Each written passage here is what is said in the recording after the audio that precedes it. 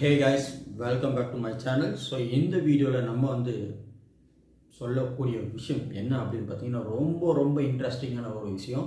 So அமெரிக்காவோட அடுத்த அதிபர் யார், அதை யார் கணிச்சு சொல்லியிருக்கிறா, இப்போ யார் இருக்கிறா அப்படின்ற ஒரு விஷயத்த நான் உங்களுக்கு தெளிவாக சொல்ல போகிறேன். இந்த வீடியோ உங்களுக்கு கண்டிப்பாக யூஸ்ஃபுல்லாக இருக்கும்னு நம்புகிறேன். ஸோ அதனால் வீடியோவை தயவுசெய்து ஸ்கிப் பண்ணிட வேணாம், வாங்க வீடியோக்குள்ளே போகலாம்.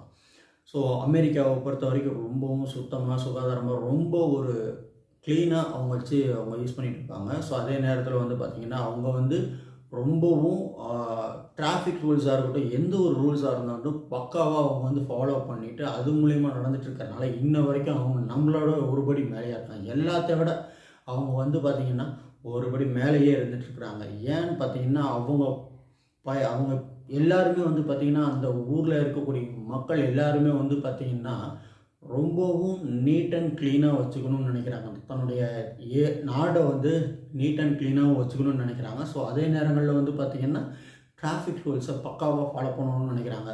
ஸோ அங்கே இருக்கக்கூடிய அரசு ரொம்ப ரொம்ப சூப்பராக நடந்துகிட்ருக்கு. ஏன் நான் சொல்ல வரேன் அப்படின்னு பார்த்திங்கன்னா, நம்ம தமிழ்நாடுல இருக்கட்டும், இந்தியாவாக இருக்கட்டும், இங்கெல்லாம் பார்த்திங்கன்னா குப்பை அதிகமாக சேர்ந்துக்கிட்டே தான் இருக்குது. நம்மளுடைய விவசாய நிலங்களும் அழிக்கப்பட்டுருக்கு, அதே நேரங்களில் குப்பைகளும் அதிகமாக சேர்ந்துட்டுருக்கு. இதனால் நம்மளுடைய இந்தியாவுக்கு ரொம்ப ரொம்ப பாதிப்பு அதிகமாகிட்டு தான் இருக்கே தவிர நமக்கு எந்த ஒரு நல்ல விஷயமும் நடந்தபாடு இல்லை. அட்வான்ஸ் டெக்னாலஜியில் நம்ம என்ன தான் 4G 5G இந்த மாதிரி நம்ம போயிட்டே இருந்தாலும் அடுத்து 6Gலாம் கொண்டு வந்துடுவாங்க. ஸோ அதெல்லாம் 6Gலாம் கொண்டு வந்து இது பண்ணாலும் நம்மளுடைய சாப்பாட்டுக்கு என்ன வழி அப்படின்றது கொஞ்சம் கூட யாருமே நினச்சி பார்க்குறது போது கிடையாது. என்னென்னா நம்ம காசு கொடுக்குறோம், சாப்பாடு கிடைக்குதா, சாப்பிட்றோமா அப்படின்னு போயிட்டே இருக்கிறோம். ஸோ அப்படி இருக்கும் பொழுது சாப்பாட்டுக்கு ஜஸ்ட் ஒரு பணத்தை கொடுத்தா உங்களுக்கு சாப்பாடு கிடச்சிரும்னு நம்ம நினச்சிட்ருக்கோம். ஆனால் எல்லாருமே நினைக்கிறது என்னென்னா விவசாயம் பண்ணுறதெல்லாம் ஒரு ஈஸியான தொழில் அப்படின்னு நினச்சிட்ருக்காங்க. யாராங்க விவசாயம் பண்ணுறான், விவசாயம் தானே பண்ணுற, நீ சாப்பாடு எனக்கு கொடுக்குற, இல்லை நான் அவனுக்கு காசு கொடுத்துட்றேன் அப்படின்னு நினைக்கிறாங்க. ஆனால் அதோட நிலங்கள் எத்தனையோ நிலங்கள் விவசாய நிலங்கள் அவருக்கு சொல்லப்போனால் விவசாய நிலங்கள் பறிமுதல் செஞ்சுட்ருக்காங்க. எதுக்காக பார்த்தீங்கன்னா நிறைய பேர் இப்போ நம்ம உடனே சொந்த வீடு கட்டணும், காரு வாங்கணும், பைக் வாங்கணும், ஃப்ளைட்டில் போகணும் அப்படின்னு தான் ஆசைப்படுறோமே தவிர ஒரு ஆரோக்கியமான உணவை சாப்பிடணுன்றதை பற்றி நம்ம யோசிக்கிறதே கிடையாது. ஸோ அந்த மாதிரி நம்ம இருக்கக்கூடிய காலகட்டத்துக்கு அமெரிக்கா பார்த்திங்கன்னா விவசாயம் பண்ணுறாங்களா என்னமோ தெரியல, பட் ஆனால் அடுத்த லெவலில் அவங்க இருக்கக்கூடிய நாட்டை சுத்தமாக வச்சுக்கணும்னு நினைக்கிறாங்க. விவசாயிகளில் எப்படி இருக்காங்கன்றதெல்லாம் தெரியாது, பட் என்னென்னா அமெரிக்காவில் அந்த க்ளீனாக வச்சுக்கணும், நம்மளுடைய நாடை சுத்தமாக சுகாதாரமாக வச்சுக்கணும் அப்படின்னு சொல்லிட்டு அவங்க இன்ன வரைக்கும் நம்மளோட ஒருபடி மேலே பண மதிப்புலையும் சரி நம்மளை விட ஒரு மதிப்பு, அதாவது ஒரு படி மேலே தான் இருக்கிறாங்களே தவிர யாருக்கிட்டையும் கீழே இறங்கி இது வரைக்கும் போனதே கிடையாது. ஸோ அந்த மாதிரி இருக்கக்கூடிய அமெரிக்க இதில் பார்த்திங்கன்னா அதிபர் இப்போ லேட்டஸ்ட்டாக யார் இருக்கிறாங்க அப்படின்னு பார்த்தீங்கன்னா ஜோ பைடன்ட்டு சொல்கிறாங்க. ஸோ அந்த ஜோ பைடன் இப்போ 46வது முறையாக நடந்த தேர்தலில் இருந்தார்.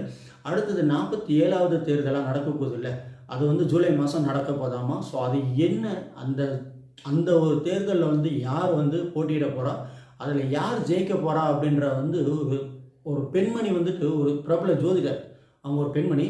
அந்த ஜோதிடர் யாரை தெளிவாக கணிச்சு சொல்லியிருக்காங்கன்னு பார்த்தீங்கன்னா, அந்த பிரபல ஜோதிடர் யாருன்னு ஃபஸ்ட்டு கேட்டுக்குங்க. பிரபல ஜோதிடர் ட்ரிப் அப்படின்னு சொல்லிட்டு ஒரு பெண்மணி.